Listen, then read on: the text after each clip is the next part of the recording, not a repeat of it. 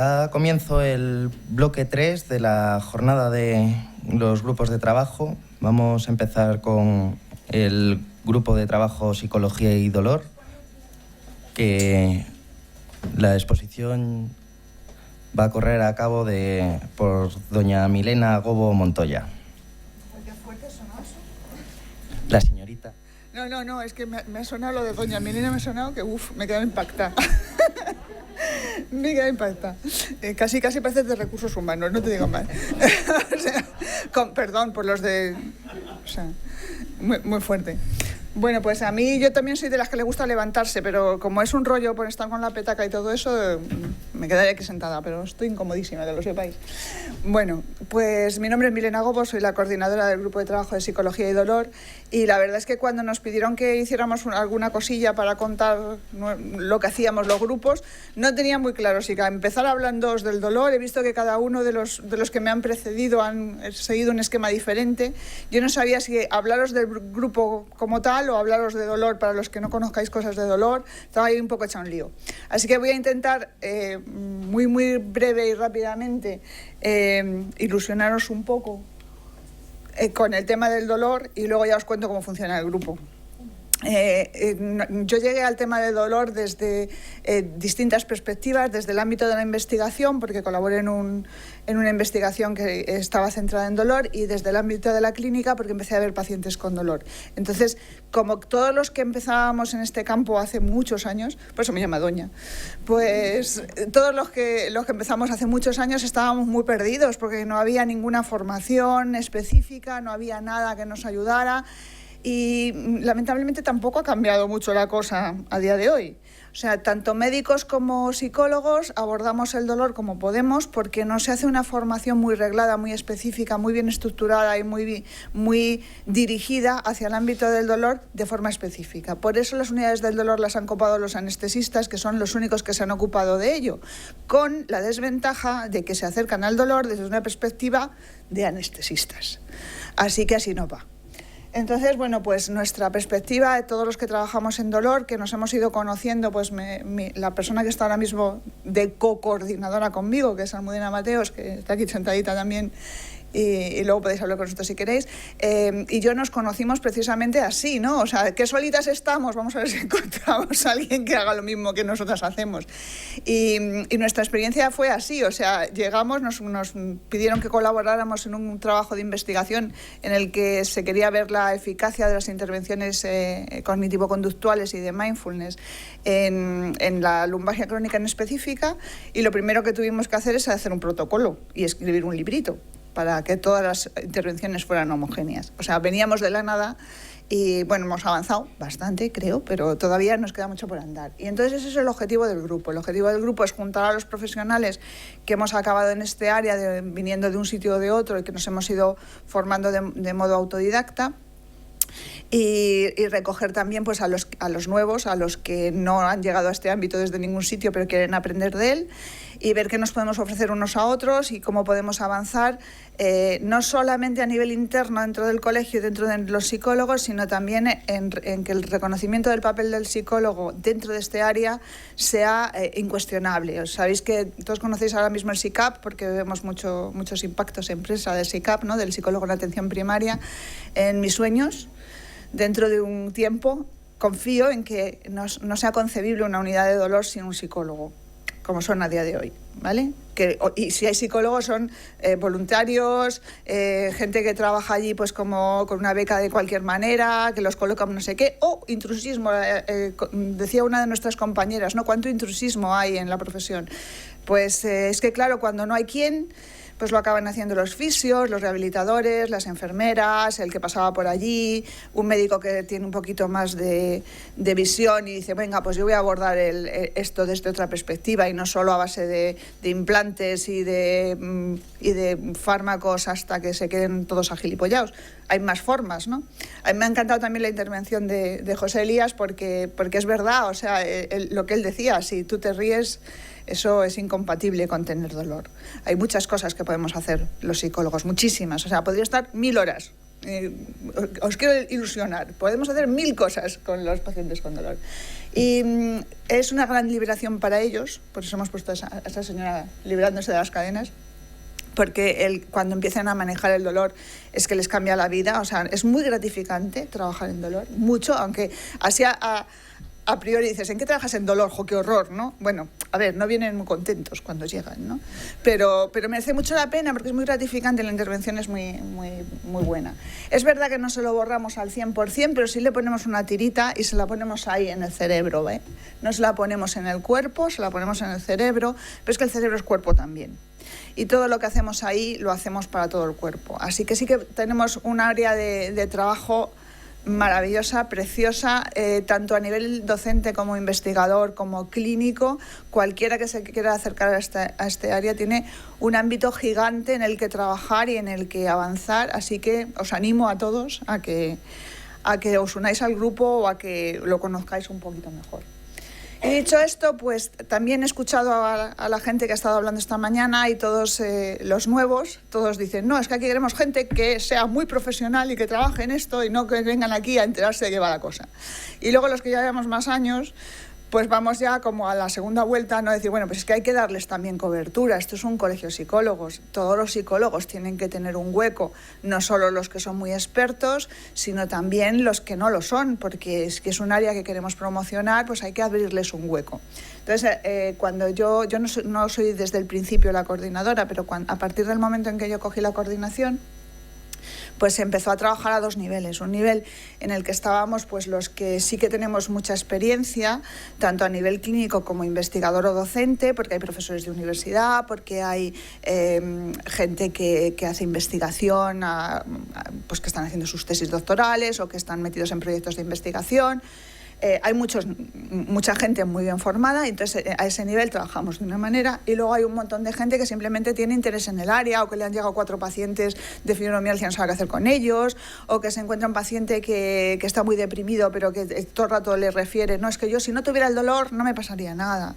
Entonces, esa gente que no sabe muy bien dónde enmarcar esto y no se acuerda que cuando estudió allí en los años no sé cuántos había una cosa que era la teoría de la puerta de Melzack, que le podría venir muy bien recordarla, pues esa gente que tenga un hueco aquí. Entonces así es como funcionamos a los dos niveles. Estamos abiertos a todo el mundo. Cualquier colegiado que quiera formar parte del grupo es bienvenido, y luego cómo se imbrica dentro de nuestra actividad, pues un poco en función de lo que él pueda aportar, pues le iremos colocando.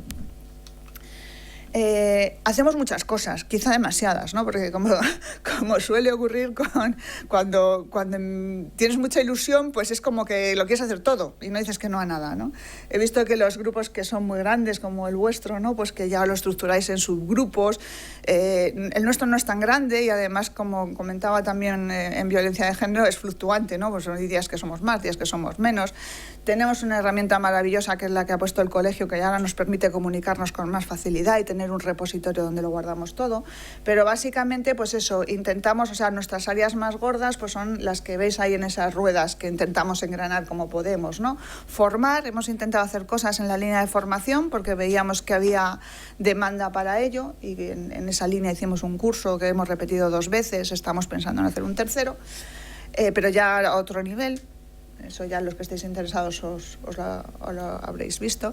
Tenemos una misión que creo que los viejos del grupo, los más expertos, entre comillas, tenemos mucho empeño en conseguir, que es promocionar el rol del psicólogo en el dolor, o sea, que seamos visibles, que seamos reconocidos, que seamos tenidos en cuenta, que por suerte o por desgracia, algunos de nosotros hemos tenido la oportunidad de estar en foros en los que hemos sido el único representante de la psicología dentro del área de dolor. Y hay que defender mucho nuestro papel. O sea, cuando te metes en el ámbito médico, pues son muy cerrados y todo. O sea, tienen como una visión muy mecanicista del abordaje de determinados problemas, y les cuesta mucho abrirse a otras opciones. Entonces sí que tenemos ahí un caballo de batalla importante, y el otro caballo de batalla importante es el reconocimiento de una cierta expertise. O sea, cómo se valora eso, ¿no?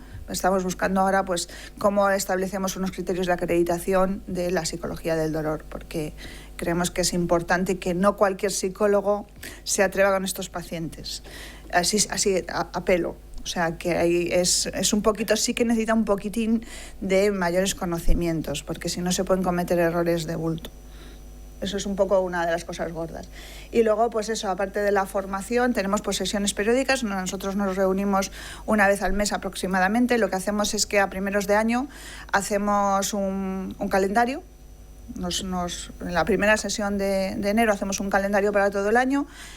Intentamos, por aquello de dar cabida a todo el mundo y que todo el mundo pueda, hacer unas sesiones de mañana y otras de tarde, y las encajamos como podemos, ¿vale? No tenemos día fijo, intentamos pues estar abiertos a que todo el mundo pueda participar. Y las sesiones son de lo más variopinto, o sea, puede ser desde la lectura de un artículo que nos parezca a mí o a quien sea, ¿no?, que es muy interesante dentro del área y que nos va a aportar mucho. Entonces una persona se encarga de leerlo, de resumirlo y de contarlo en una presentación PowerPoint, que luego colgamos de nuestro directorio, que ahora veréis que tenemos, y en fin vamos generando pues una serie de recursos, ¿no?, para tener. Otra sesión clínica puede ser pues que una persona traiga un paciente suyo para que nos dé la versión del paciente de un caso clínico, puede ser una cosa colaborativa. Os he puesto lo de la colaboración con el grupo de psicología y cine porque fue un éxito. O sea, yo no había visto esta sala tan llena. Yo creo que más que en las sesiones de psicología clínica, cuando es la inaugural, que está todo a tope, pues eso, y el día de la película de Cake, que llenamos la sala y disfrutamos muchísimo. Yo creo que disfrutamos de la película, disfrutamos del coloquio posterior, y nos encantó que vinieron pacientes incluso, que es bastante atípico, ¿no? Y de repente aparecieron pacientes por aquí, ¿no? Y fue bastante interesante. Pues estamos abiertos a colaborar con todos los grupos que... yo creo que la palabra abierto me lo vais a oír mucho, porque somos muy abiertos. O sea, otro grupo que quiera hacer algo que tenga que ver con dolor y que le encaje en su vida, pues ahí estamos, o bienvenidos sean, ¿vale? Y bueno, ¿qué más? Pues esta es un poco nuestra estructura. Yo soy la coordinadora, luego hay una secretaria que es Almudena, y luego tenemos la comisión de acreditación. Ahora lo veis mejor, ¿vale? Un minuto, sí, venga, a toda velocidad, ya está. Esta es la comisión de acreditación, ¿vale? Son mis compañeras que también están intentando empezar. Ya os decimos que trabajamos a 2 niveles. Ahí estamos intentando preparar toda la documentación necesaria para poder hacer una acreditación de esto. Tenemos también web y redes sociales. Tenemos blog, Facebook, Twitter, una red, y estamos, según nos dicen las malas lenguas, en la red social corporativa somos de los más activos, porque hemos creado muchas cosas. Hemos creado un fondo documental que yo creo que es una de las cosas de las que me siento más contenta, porque yo ya no quería que me pidieran por enésima vez el FIQ, que por si no lo sabéis es el cuestionario de impacto de la fibromialgia, y ya si me lo volvían a pedir una vez más me iba a pegar un tiro. Y ahora ya pues no me lo... O sea, ya digo, todo lo que necesitéis está en el directorio documental, y si no está ahí, decídmelo, pero inmediatamente se va a colgar ahí, y ya no me lo tienen que pedir más, ni tienen que buscar, pues lo tienen ahí. Tienen eso, tienen presentaciones, tienen artículos, no todo lo que hay en el mundo, pero sí cosas que nos parezcan un poco relevantes.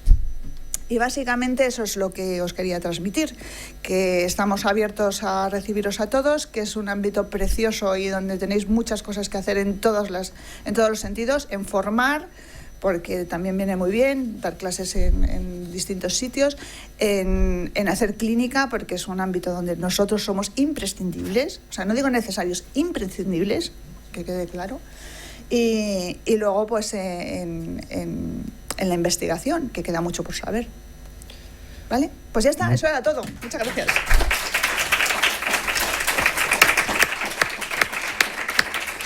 Muchas gracias, Milena. Toma la palabra Diana Bashermanas Brouwer con el grupo de enfermedades neurodegenerativas raras y crónicas.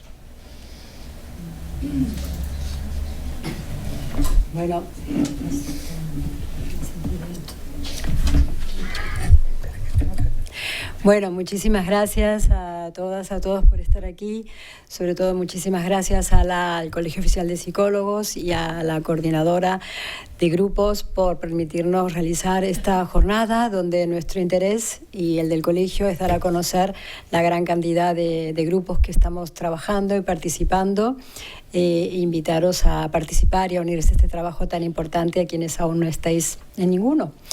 Soy Diana Bashermanas y junto con mi compañera Irene Domingo coordinamos el grupo de enfermedades neurodegenerativas, raras y crónicas del Colegio Oficial de Psicólogos de Madrid, que en sus principios, en el año 2005, cuando se constituyó, fue solamente Grupo de Enfermedades Neurodegenerativas. De ahí el acrónimo de nuestro grupo, el GEN, que también tiene mucho que ver con el origen y la etiología de muchas de las problemáticas que trabajamos, su origen genético y su carácter impredecible.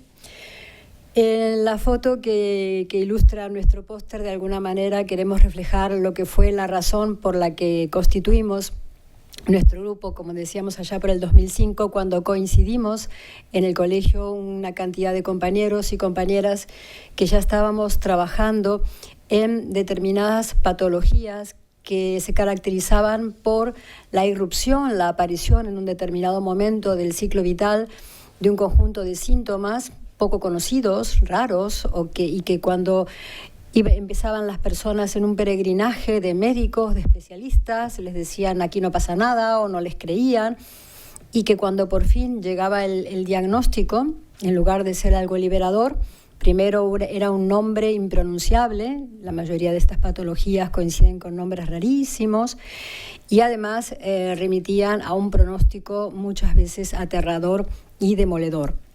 Me estoy refiriendo en concreto a la ELA, la esclerosis lateral amiotrófica, entre otras, que fue la primera problemática en la que trabajó nuestro grupo cuando se organizó.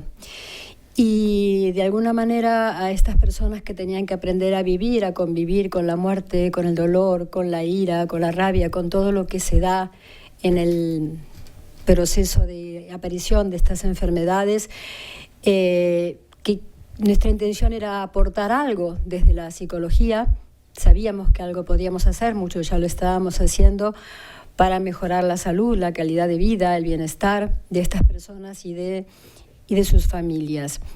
Y así fue como, se constituyó en abril de 2005, gracias al gran apoyo del Colegio Oficial de Psicólogos de Madrid, nuestro grupo, que como principal objetivo, como acabo de decir, era favorecer la visibilidad de este tipo de enfermedades neurodegenerativas. Luego se fueron agregando las enfermedades raras, las enfermedades crónicas.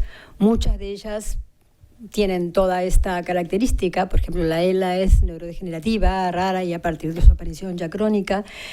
También son enfermedades incurables, muchas de ellas sin tratamiento farmacológico. Y, por supuesto, reivindicar, como bien ha dicho la compañera y otros de los ponentes en anteriores mesas, el importante papel de los psicólogos y los neuropsicólogos, o psicólogas y neuropsicólogas también, por supuesto, en la atención, en el equipo interdisciplinar que es tan necesario para abordar de manera completa e integral estas patologías en diferentes entornos. Como bien se ha dicho ya aquí, realmente estas enfermedades eran y siguen siendo en gran medida patrimonio de atención exclusiva de médicos y de especialistas, pero gracias a este trabajo, gracias al apoyo del colegio y el que se están haciendo muchos compañeros y muchas asociaciones, cada vez más se comprende el importante peso que tiene nuestro trabajo en áreas donde cuando ya no se puede ni tratar ni curar y queda paliar, hay que trabajar con las emociones, con el espíritu y con una serie de cosas.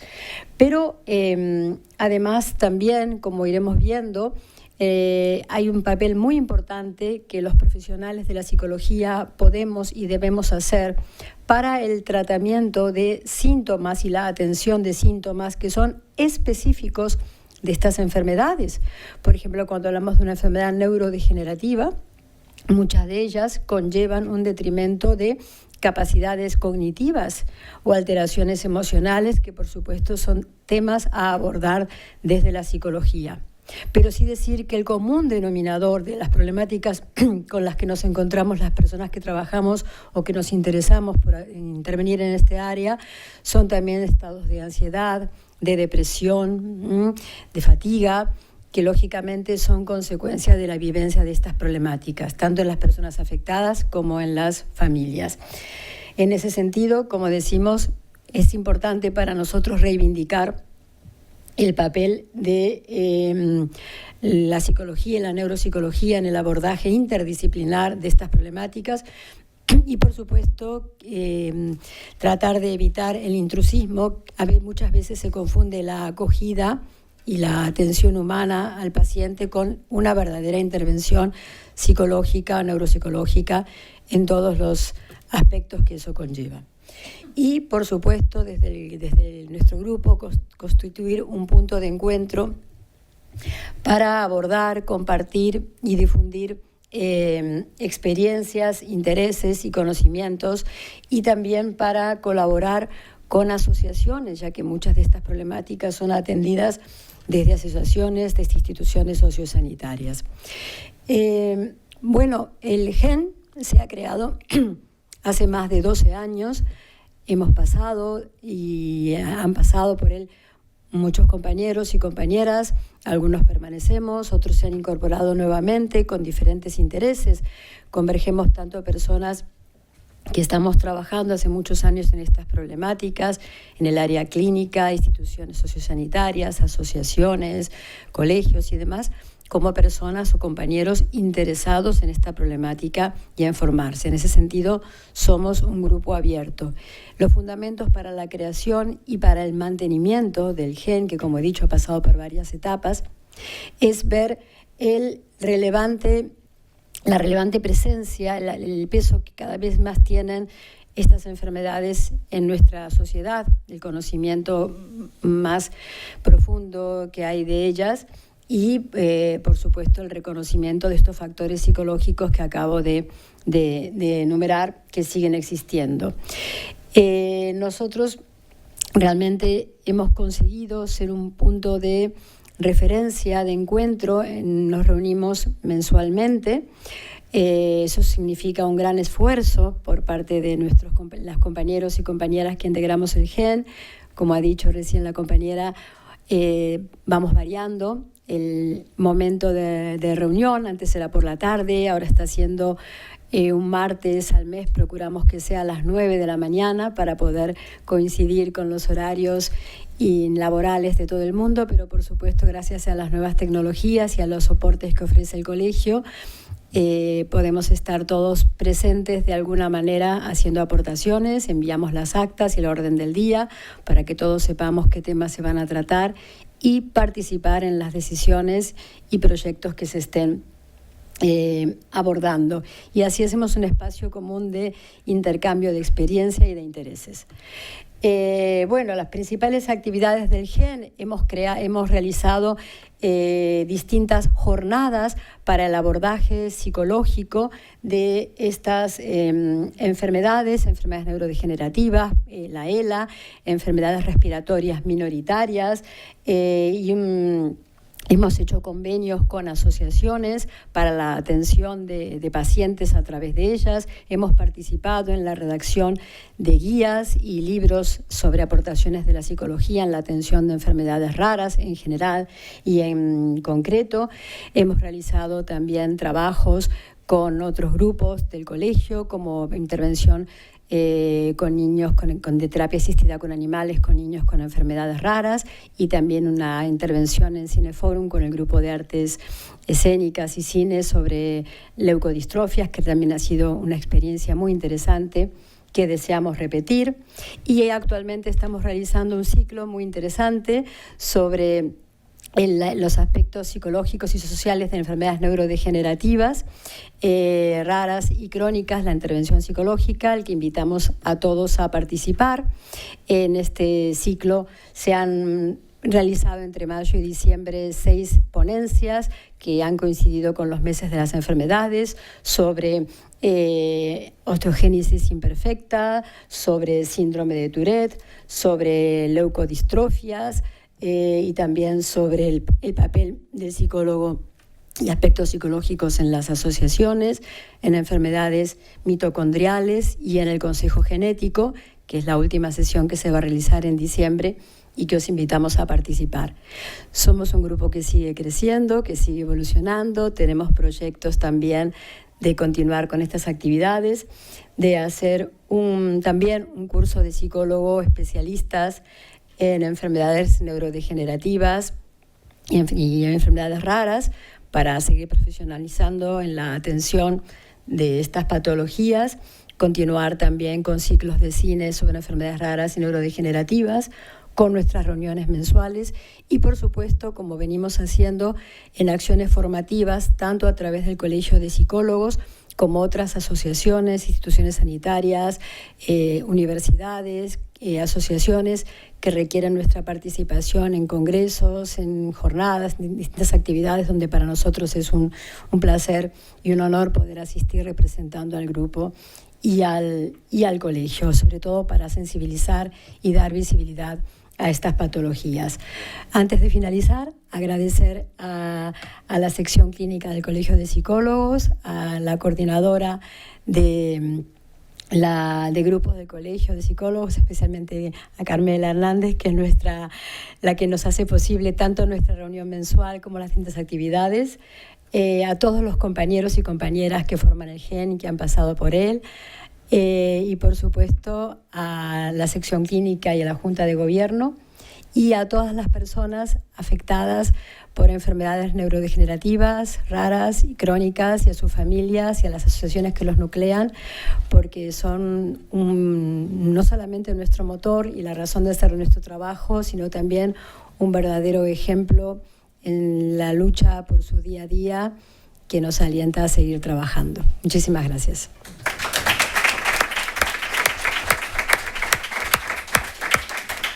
Muchas gracias, Diana. Tiene ahora la palabra Valeria Moriconi con el grupo de Psico-Oncología y Psicología en Cuidados Paliativos. Hola, buenos días a todos. Yo empiezo al revés. Agradezco al COP esta oportunidad, agradezco a los compañeros de mi grupo por confiar en mí en exponer el trabajo de este grupo. Y me ha entrado ganas de apuntarme a los otros grupos. Ahora, ¿cómo lo hacemos esto? Yo soy relativamente nueva en la coordinación de nuestro grupo, que lleva muchísimos años funcionando. Entonces, he dejado la descripción de la historia de nuestro grupo un poco al póster que tenemos expuesto en la otra sala, y os cuento lo que nos ha surgido, la reflexión que nos ha surgido a la hora de presentar hoy nuestro trabajo aquí. Afortunadamente, en estos 10-15 años, la figura del psicooncólogo y del psicólogo paliativista ha dado muchos pasos adelante. Ya no nos hacen caras desencajadas cuando decimos soy psicooncólogo, soy psicólogo paliativista. Ya nos colocan en un servicio, en una enfermedad, y esto también gracias al trabajo de este grupo, que ha hecho posible que hoy, con gran orgullo, podemos decir que tenemos lanzadas unas acreditaciones para poder encontrarnos en un lugar dentro de la psicología.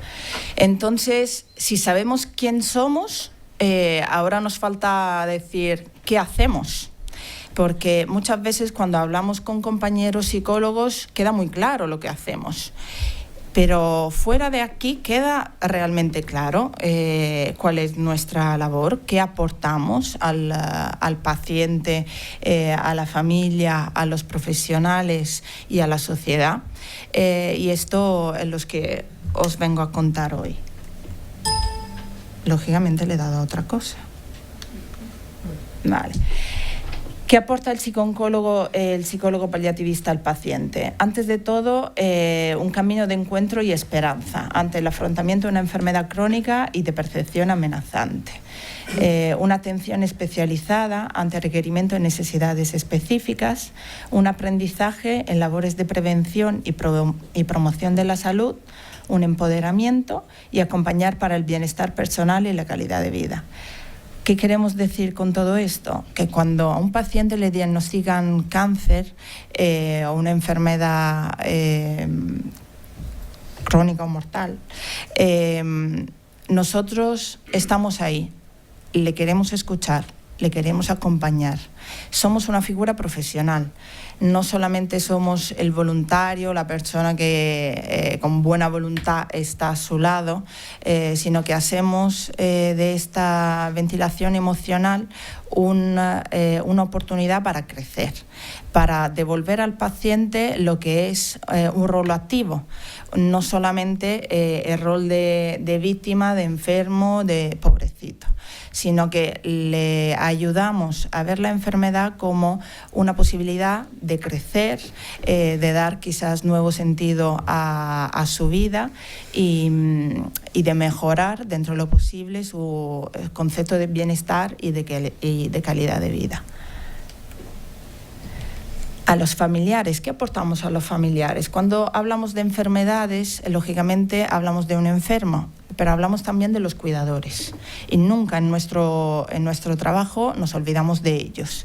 Entonces, le ofrecemos un lugar, que no lo damos por sentado, sino que le ofrecemos un lugar para poder hablar, para poder desahogarse, para poder construir junto a su familiar.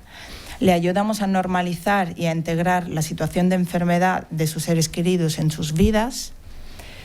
Le ofrecemos un espacio de comunicación frecuente, amable y precisa. Apoyo en el proceso de tomas de decisiones. Todos hemos estado en un lugar en que hemos tenido que tomar la decisión sobre nosotros y ya nos ha parecido difícil. Imaginemos sobre otra persona a la que queremos infinitamente. Esto se convierte en un impasse importante. Ofrecemos soporte emocional a toda la red familiar, no solamente al cuidador principal, sino que a toda la familia. Y a familia no me refiero solamente a la familia de sangre, sino a todos los que consideramos familia. Y ofrecemos atención al duelo cuando finalmente esta se requiere. ¿Qué ofrecemos? ¿Cómo aportamos a la sociedad? Sensibilizando y normalizando hacia los aspectos psicológicos y emocionales de los enfermos y familiares. Anecdóticamente os cuento que una de las cosas que siempre nos dicen los nuevos miembros del grupo es verdad, aquí no tratamos con patología, aquí no tratamos con salud mental, sino que tratamos con personas que están atravesando una etapa de su vida y están teniendo dificultades. Entonces, una de las cosas muy importantes para nosotros es sensibilizar y normalizar lo que está pasando. Ofrecemos psicoeducación, no os voy a explicar lo que es. Facilitamos a los enfermos y familiares a su reincorporación a la vida después de la enfermedad. Esto se da mucho por hecho, pero no es así. Quizás una de las cosas que más vértigos da es el volver a la vida que supuestamente es la vida normal. Pero durante la fase de tratamiento o durante el acompañar a un ser querido en la enfermedad, volver a la vida no lo tenemos que dar por hecho, sino que es un trabajo más. Y volvemos a... Ya, ¿no? Y volvemos a ayudar en duelo. Entonces, a los profesionales, ¿qué ofrecemos? Antes de todo, podemos informar sobre lo que es el burnout, que tanto padecemos. Entonces, con actuaciones formativas, con apoyo psicológico, tanto a nivel individual como que a nivel grupal, y damos beneficios cuando estamos integrados dentro del equipo, ¿no? Que esto, bueno, necesito otros 2 años para contar esto, pero sí, podemos beneficiar al equipo, no solamente hablar un idioma raro dentro de él. ¿Qué queremos lograr? Pues un equipo. Y es lo que formamos en nuestro grupo, un equipo. Entre todos aportamos para que nuestra profesión avance, para que sobre todo todos tengamos un pequeño recobijo una vez al mes cuando nos reunimos, sabiendo que no estamos solos, porque nuestra profesión es muy solitaria. Cerramos la puerta del despacho, estamos nosotros con el paciente y no tenemos muchas veces el tiempo de relación con otros profesionales. Entonces, en nuestro grupo, aparte de investigación, información, formación, divulgación, etc. Damos también un lugar donde poder volcar las inquietudes, las dudas y las fatigas del día a día. Para más informaciones, escribidnos. Estamos con los brazos abiertos recibiendo nuevas incorporaciones. Muchas gracias. Muchas gracias.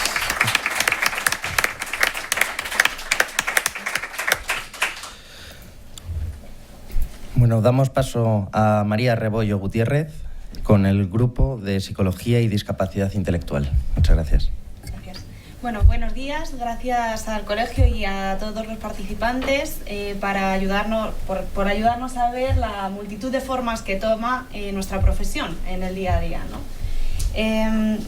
Yo vengo a hablaros de Psicología y Discapacidad Intelectual, que es un grupo que se formó hace 5 años. Somos poquitos, yo lo considero aún un grupo joven porque nos reunimos una vez al mes con todas las complicaciones que conlleva, ¿no? Y vamos despacito en nuestro objetivo de reunir conocimiento, ampliar conocimiento en relación a la persona con discapacidad intelectual y sobre todo trabajar por la mejora profesional a través de la práctica, sobre todo, ¿no? Porque las personas que formamos el grupo somos personas que trabajamos directamente con la persona con discapacidad. Pero bueno, aprovechando Perdón, ¿ya? ¿Mejor? Lo siento. Aprovechando este foro en el que nos estamos reuniendo, me gustaría un poco trascender al grupo, del que yo os puedo informar en cualquier momento, estoy a vuestra disposición, ¿vale? Y hablar de lo que sería la relación entre la disciplina, a grandes rasgos, ¿no? Así en global, y la discapacidad intelectual. Y para ello quería tomar como referencia la figura de Howard Gardner, que sabéis que es un psicólogo especializado en el estudio de la inteligencia, que para su investigación y su formulación de la teoría de las inteligencias múltiples estudió perfiles atípicos, fuera de la norma, ¿no? Diferentes. Y decía esto: podemos ignorar las diferencias y suponer que todas nuestras mentes son iguales, o podemos aprovechar esas diferencias. Resumiendo mucho su teoría, quedaría una fórmula bastante potente, que sería que la inteligencia es la forma de solucionar los problemas. Y para esto hay diversas maneras, casi tantas como personas. Y esta es la idea que yo os quería transmitir en mi intervención, ¿vale? Que observando las diferencias podemos ampliar lo que ya conocemos. Muy básicamente, el trabajo con personas con discapacidad intelectual se puede centrar en la comprensión de uno mismo y del mundo, en la transformación del entorno y de las etiquetas que utilizamos para denominar la realidad, y en las herramientas que nos ayudan a conseguir los anteriores objetivos, ¿no? El ámbito de la discapacidad intelectual se ha ido transformando del asistencialismo puro y duro a una profesionalización en la que el psicólogo es imprescindible, fundamental, ¿vale? Entonces, me surge una pregunta que os quería trasladar. ¿Existe una psicología para todos? Primeramente quisiera ver qué nos ha aportado la normalidad a la diversidad, no a la discapacidad, sino hablando de diversidad como todos esos perfiles atípicos. Bueno, pues para empezar, todos pasamos más o menos por los mismos sucesos vitales. Podemos tener en mayor o menor medida necesidad de apoyo psicológico. Nos podemos beneficiar también de las herramientas de desarrollo personal. Sí que en el ámbito de la discapacidad cobra especial relevancia el trabajo con las familias, tanto desde el punto de vista de cómo impacta en la familia que uno de sus miembros tenga discapacidad intelectual, como en cómo influye en la persona la familia, ¿no? Y en esto la psicología tiene un gran recorrido. Y luego la mayor presencia cada vez de la persona con discapacidad intelectual en la sociedad. Esto va a hacer que la sociedad se modifique y que lo que tenemos entendido hasta ahora como normal o como establecido probablemente se modifique, ¿vale? Teniendo en cuenta todo esto, que un poco serían puntos en común, encontramos que generalmente las personas con discapacidad están excluidas de las muestras poblacionales en los estudios, lo cual dificulta mucho la accesibilidad y la adaptación de herramientas, instrumentos, metodologías, lo que deja a la persona en una situación de, digamos, de dependencia, incluso profesional, ¿no? Dependencia de sus recursos específicos y de un entorno como un poco cerrado, ¿vale? Hay cierta carencia de formación específica también, no solo para la persona que se va a desarrollar su profesión con personas con discapacidad intelectual, sino para todos los psicólogos, ¿no? No traemos esta formación de casa, por decirlo así. Y esto a veces hace que la experiencia sea de cierto ensayo y error, cuando las personas con discapacidad, sobre todo, tienen que demandar recursos externos a lo que son sus recursos para discapacidad, ¿vale? Vamos a verlo desde el otro punto de vista. ¿Qué podría aportar la diversidad a lo que ya conocemos? Bueno, pues yo digo que no es un ámbito de intervención, en el sentido de que no trabajamos sobre la discapacidad intelectual, ¿no? Sino que es una característica de la persona que le va a acompañar a lo largo de su ciclo vital. Así que conocer y estudiar los procesos de comprensión, de expresión y de adaptación de las personas con discapacidad nos va a ayudar a ampliar el conocimiento humano general. Así que es un reto que yo creo que potencia a la psicología, que la amplía, que nos puede ayudar incluso a renovarla. Además, las herramientas, tanto de evaluación, de intervención, como, bueno, incluso de investigación, pueden ser aplicables a toda la población. Por ejemplo, una herramienta de evaluación libre de lenguaje va a poder utilizarse con casi toda la población, no es excluyente.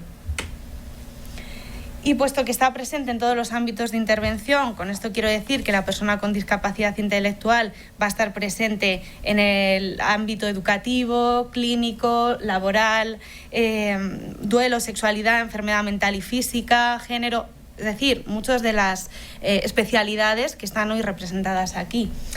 Pues nos puede ayudar a dar el paso hacia la atención a la diversidad, ¿vale? Así que a veces nos hacemos esta pregunta, si es una especialidad o la discapacidad es un subgrupo dentro de la psicología, y está claro que sí que hay que especializarse porque hay particularidades tanto en la manifestación de síntomas, por ejemplo, como en la comprensión del mundo y de sí mismo, en ese esquema que os proponía antes, como también hay particularidades en el contexto en el que se mueve la persona con discapacidad.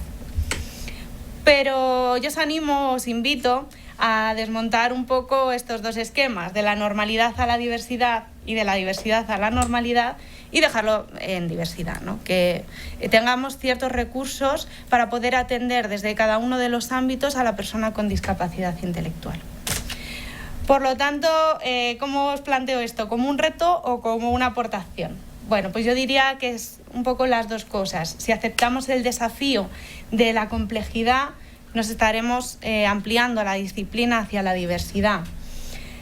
Si vemos que hay una especialización, que es real, que hay unas características propias de un grupo que también es muy heterogéneo, pues también estaremos enriqueciendo la disciplina. Ante la falta de teorías que a veces nos encontramos, ¿no? Cuando uno va a formarse, a informarse, pues creo que tenemos una responsabilidad de trasladar la experiencia práctica a información teórica, es decir, hacer investigación basada en la evidencia que sea útil para toda la comunidad profesional, ¿no? ¿Que hay una diferencia? Sí, claro, bueno, pues vamos a buscar innovar. Si hay desinformación, vayamos a la investigación y a la formación, que es en lo que ahora el grupo está más centrado, sobre todo en la formación. Hay un reto que es la inclusión. Como os decía, la persona con discapacidad está incluida cada vez más en la sociedad y esto va a ser un revulsivo para toda la sociedad, ¿no? Así que es necesaria la renovación. Explorando las necesidades, vemos también qué efecto tienen esas carencias sobre la persona. Y por último, el reto del desarrollo personal nos hace ir de una visión de capacidades o discapacidades hacia una visión de talentos. Os quería dejar una pregunta para cada uno desde su especialidad y desde su ámbito, que sería ¿qué aporta la psicología a la persona con discapacidad intelectual? Y bueno, invitaros a colaborar y a trabajar en conjunto, que creo que es lo más bonito de este día, ¿no? Que podamos encontrarnos y ver de qué manera nos podemos aportar mutuamente. Muchas gracias.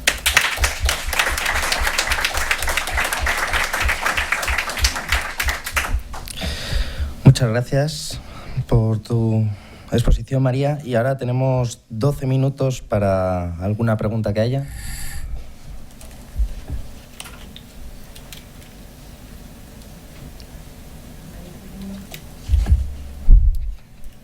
Todo ha quedado súper claro. ¿Alguno de vosotros queréis comentar algo con respecto a las intervenciones? Mira, no nada, ¿sabes? Sin palabras, mira. Sí, ahí.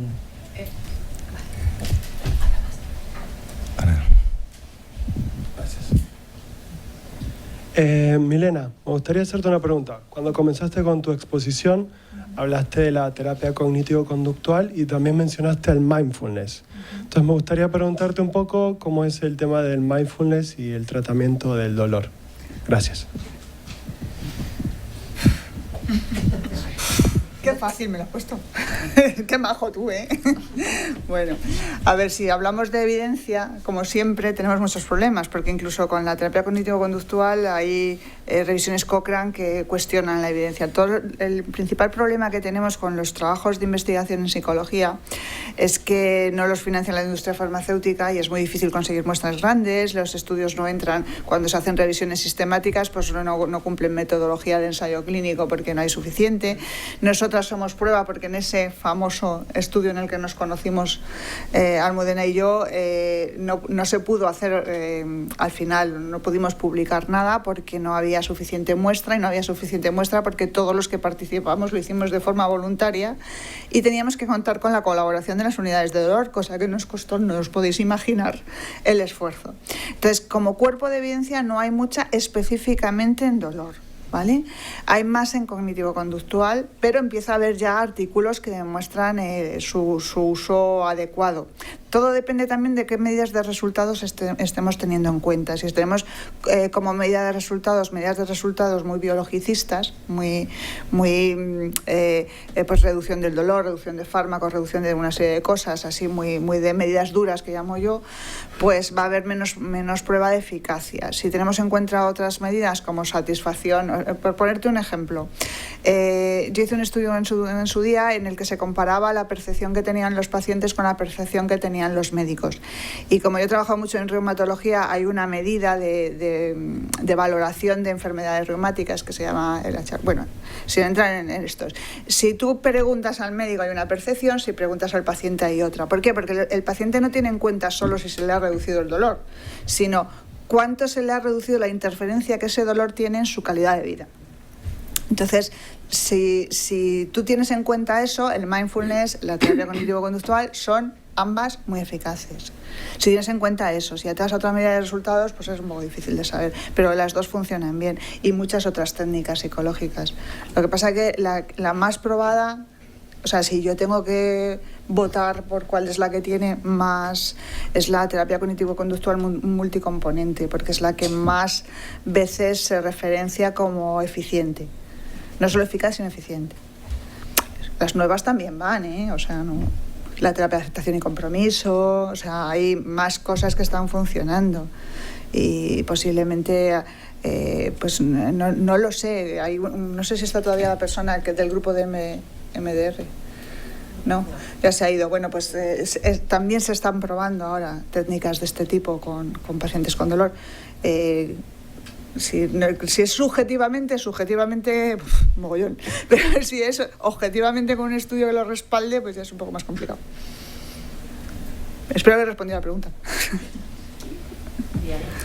Sí, bueno, al hilo de lo que ha dicho Milena y de lo que han comentado todas mis compañeras en la mesa de hoy, reflexionar sobre justamente el difícil papel que tenemos psicólogos y psicólogas que trabajamos en todas estas áreas, es cierto, donde hay mucho que construir, hay que ser muy ecléctico, muy creativo, daros cuenta que trabajamos con una población en la cual podemos estar todos. Es sumamente importante lo que ha comentado María, quién está en un momento, cómo pasamos esa delgada línea roja que separa la normalidad de la discapacidad, la salud de la enfermedad. Esto, como decía mi abuela, si no te mueres antes te puede pasar de todo. Entonces, evidentemente, a cualquiera en nuestra persona o en nuestra familia nos puede tocar cualquiera de estos diagnósticos o cualquiera de estos periplos. Entonces, es muy importante el rol del psicólogo, porque a las personas cuando les diagnostican o nos diagnostican algo de esto, le comunican, su hijo tiene esto, tiene cual, claro, desde la medicina se proponen cosas que yo digo, madre mía, ¿cómo se hace? Porque ni los psicólogos no solamente tenemos que favorecer la adherencia a tratamientos farmacológicos que a veces ni existen, sino como vimos una vez en la jornada que hicimos sobre enfermedades respiratorias minoritarias, a una persona le dice muy alegremente, usted se va a tener que hacer un trasplante de pulmón, o alguien que lleva con una linfangioleumiomatosis conectada a una bombona de oxígeno, pues usted tendrá que vivir así o así. Entonces, el gran trabajo que tiene que hacer el psicólogo para recoger eso, ayudar a la persona a que se someta a ese tratamiento o a un proceso de quimioterapia, de radioterapia o a sesiones para paliar el dolor, o como en el caso de discapacidades intelectuales o las muchas discapacidades que acompañan a enfermedades raras, neurodegenerativas, o que aparecen en enfermedades que cursan con dolor y demás, o con discapacidad intelectual o con neurodegenerativas. Esas discapacidades, y ayudar a la persona que se tenga que pelear, ellas o las familias, con sistemas educativos que no comprenden y no abordan y no atienden esas limitaciones, o incluso con equipos de valoración de discapacidad que tampoco las conocen o no las quieren entender y niegan el reconocimiento de esa discapacidad. Entonces, los psicólogos hacemos un trabajo de acompañamiento muy importante para empoderar a las personas, para abrir los ojos a las asociaciones y a la sociedad, y para que vidas que de pronto parecían condenadas a, bueno, ahí te quedas con tus intervenciones y tu problema, a que puedan enriquecerse y seguir participando en la sociedad mientras puedan seguir estando, y mucho más de lo que se consideraba incluso posible. Ese es un gran reto y tenemos que ser muy heterogéneos. En el área nuestra hemos abierto pasos, hemos abierto puertas de nuestro grupo, por ejemplo, a la intervención de psicólogos domiciliarios en problemáticas como la que siempre decimos que la ortodoxia que viene en los libros y en los manuales no existe. Estás viendo a tu paciente en una sesión domiciliaria donde está el cuidador, el gato, el vecino, y la persona con un comunicador alternativo, y sin embargo nuestro trabajo es posible y nuestra aportación llega. Y eso es realmente un desafío y un gran reto para nuestro trabajo, en el que animamos a que todos se sumen. Añadiría yo en no morimos en el intento. Por supuesto. Porque esto miramos siempre fuera, pero cada vez es más difícil con los tiempos, con el trabajo, con los problemas que conlleva nuestra profesión, tanto a nivel, todos los niveles, mirar hacia adentro.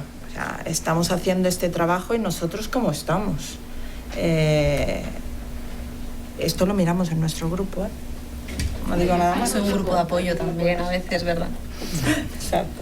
Que hay un grupo de eso. Sí, de apoyo interno. Sí, ha hecho esta mañana. De autocuidado. Sí. Eso, pues, específicamente para eso, para que todos los que estemos así, ya que estamos un poco ya, que se nos ha llenado el vaso, para que lo bajemos un poco ahí entre colegas, ¿no? Que eso une mucho. Es lo que digo, que como vamos muy apretados, me perdió la ponencia de esta mañana y el autocuidado, pero...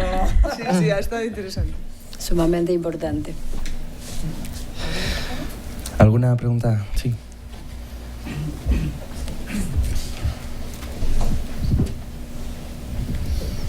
Bueno, enhorabuena a todas las ponentes porque ha sido súper interesante. Yo quería recoger, no es una pregunta, es recoger un poco la reflexión que comentabas, Milena, sí. Sobre el encajar o no con la investigación ECA y todas estas cosas, ¿no? Yo creo que igual nos equivocamos si queremos compararnos con las investigaciones médicas, ¿no? Absolutamente. Y creo que es importante que que acompañemos esa investigación más médica que habla de reducción de síntomas basándose en la reducción de medicación con otra investigación diferente. En nuestros casos, yo trabajo con otras compañeras que luego veréis en temas de salud mental. Nos pasa un poco lo mismo. Las investigaciones, en teoría eficaces, están vinculadas a cuestiones puramente farmacológicas y, por supuesto, financiadas por la farmacología. Absolutamente. Con lo cual, entrar ahí, además de que es muy difícil, yo creo que tampoco tiene mucho sentido. Absolutamente. Igual es necesario que aportemos otra cosa, aportemos una investigación en paralelo que acompañe, que complemente esa investigación, pues trabajando probablemente o investigando sobre calidad de vida, sobre lo que comentabas tú de medidas de resultados. Cuenta, o sea, yo creo que lo que tenemos que cambiar es con qué se miden los resultados. Exacto. O sea, yo no puedo medir los resultados de una intervención psicológica en dolor a través de reducción de medicación, porque no tiene sentido, o que se la reduzco a muchos, pero bueno, no se trata de eso, no es el objetivo. O sea, el objetivo es cómo le impacta a esa persona en su vida el dolor. Cuando hablaba del HAQ es porque es una medida que incluye, dentro de una fórmula muy complicada, la valoración global del paciente. Más subjetivo que eso no hay. Pero para mí es una medida de resultados muy potente. Porque si todos los pacientes, que además se la hace un médico, yo no le hago la evaluación global. O sea, la evaluación global está incluida junto con la reducción de inflamación, un montón de cosas más, que son medidas muy orgánicas, pero se incluye eso. Yo creo que ese es un paso a dar, pero no solamente en nuestra profesión, en muchas otras profesiones. Comentaba ella que es otra cosa que es verdad. O sea, las prescripciones de los médicos en tratamientos son del tipo: tiene usted que dejar de fumar y adelgazar, que está muy gorda. Ole, y se han quedado, se han dado una palmadita en la espalda y ya te puedes ir para casa. Encantados de la vida. ¿Quiénes somos los técnicos de los cambios de conducta? ¿Eso cómo lo vas a medir? Porque tu prescripción es muy buena, pero la puesta en práctica de esa prescripción no la veo yo que hayas hecho tú nada. Tú les das pastillitas y ya está. Con eso no van a hacer más ejercicio ni van a adelgazar, ya te lo digo yo. O sea, eso no es la forma, no es la manera. ¿Cómo se mide eso? Pues claro, la investigación cualitativa, que es una investigación que se hace poquísimo y que además los médicos no entienden, porque tú les pones resultados cualitativos y te miran con cara de ¿pero y la N? Y dale con la N, que aquí no estamos midiendo. Mira qué cara me pone. ¿Sabes lo que te hablo, no? Es duro trabajar, lo comentaban mis compañeros, es verdad, es duro trabajar. Los psicólogos que trabajamos en los ámbitos médicos tenemos que estar todo el tiempo revalidando nuestra expertise, todo el tiempo. Te reúnes con un montón de gente que solo habla un lenguaje y tú hablas otro, completamente diferente. Y tienes que estar en pie de guerra 24 horas al día. Es muy cansado. Yo, desde que he puesto mi consulta, estoy con colegas psicólogas nada más. Soy muy feliz porque ya he dejado el hacha, pero en cuanto que salgo un poquito fuera ya estoy con el hacha otra vez, porque hay que estar reivindicando todo el rato nuestra profesión porque no entienden nuestro lenguaje. Y yo creo que todo tiene que pasar por un cambio del lenguaje, ¿no? De cómo se miden los resultados. No podemos seguir midiendo los resultados con una perspectiva totalmente médica porque no tiene ningún sentido. Perdón, agregar al hilo de lo que has preguntado y que ha comentado Milena, decir que, por ejemplo, desde nuestro grupo, varias compañeras y compañeros que trabajamos en el área de enfermedades raras y neurodegenerativas, por supuesto ya hemos hecho investigaciones y proyectos, muchos de ellos ya publicados y estudios, donde se ve justamente la incidencia en la salud y la calidad de vida y síntomas específicos de determinadas enfermedades de este tipo, cuando con intervenciones psicológicas y que sobre todo remiten al apoyo social y psicosocial, se logran bajar y eso se puede medir cualitativa y cuantitativamente niveles de trastornos psicológicos que a veces adquieren el nivel de psicopatologías que cursan con estas enfermedades, concretamente ansiedad y depresión, tanto en las personas afectadas como en sus cuidadores principales.